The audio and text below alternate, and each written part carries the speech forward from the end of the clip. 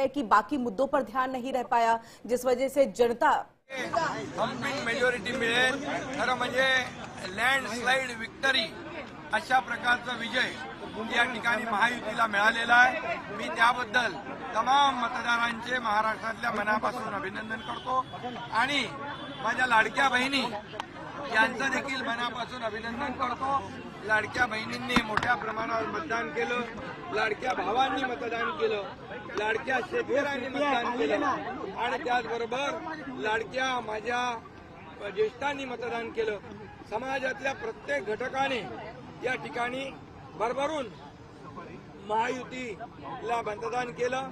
गेले 2-2.5 वर्ष जे महायुतीने काम केलं त्या कामाची पोचपावती या निवडणुकीमध्ये जनतेने दिली आणि म्हणून महाराष्ट्रातल्या जनतेला मी पुन्हा एकदा त्यांचे मनापासून आभार मानतो, त्यांना मनापासून धन्यवाद देतो की पूर्णपणे जे काम आम्ही केलं 2.5 वर्षामध्ये त्याचं मोजमाप, नोंद आणि त्याची कामाची पोचपावती या महाराष्ट्रातल्या जनतेने आम्हाला दिलेली आहे।